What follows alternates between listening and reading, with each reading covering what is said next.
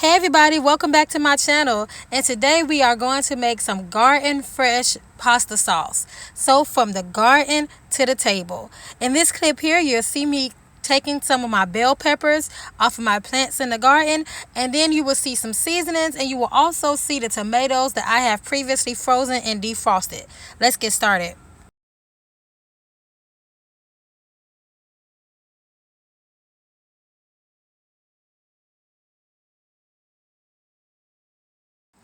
All right, so the night before you want to start your pasta sauce, you want to take all your tomatoes out of the freezer, separate the ones you actually want to use, and put them in some type of container and place them in the refrigerator overnight. I have taken some of my Roma tomatoes, some of my beefsteak tomatoes, and a few of my cherry tomatoes out of the freezer, and I placed them in a container to put in the refrigerator overnight. All right, the fun part. As you can see now, these are all the seasonings I'm going to use in my pasta sauce. It's just a little bit of everything, but the most important thing is the oregano and the salt. Gotta have the salt. Not sure if I mentioned this to you guys or not, but this will be a roasted tomato recipe. Therefore, that means the tomatoes will go in the oven. So it's okay if your tomatoes are not all the way thawed out once you've taken them out of the refrigerator. That is completely fine. All you want to do is make sure you cut your big tomatoes down in small pieces. You'll notice here in the clip, I have all of my veggies that I'm going to include.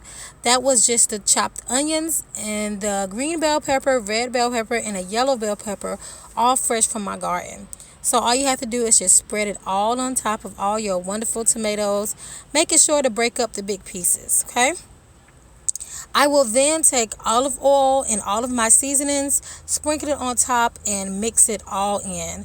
While you are doing that, make sure that you go ahead and preheat your oven to 375 degrees. And now let the seasoning montage begin.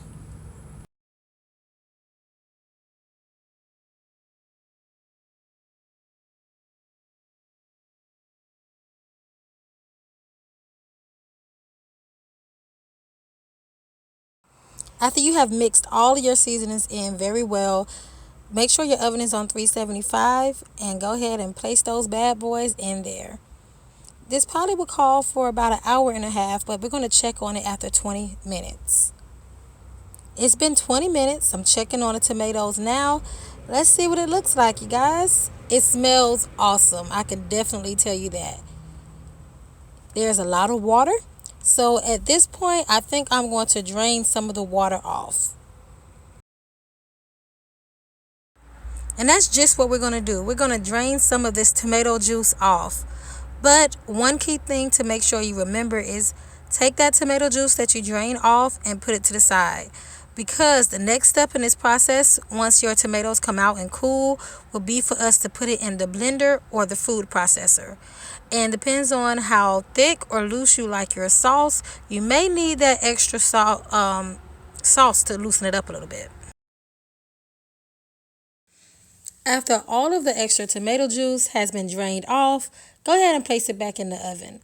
As you can see now, it has been 30 minutes and we have a wonderful charred tops. Now it's time to put it in the blender. Blend, baby, blend. Make sure that blender is on high, y'all. The man with the plan in here, my husband, helping me out. Of course, this sauce is a little bit thicker than we like it to be, so he's going to help me loosen it up and balance the seasonings if it need be. So right now, all we did extra was add salt to it. All right, so my husband said he think we're at a good consistency. That's like the sauce that we get. I did boil some noodles over here, so I think we're going to do a taste test to make sure our seasonings are on point. So here's the finished product.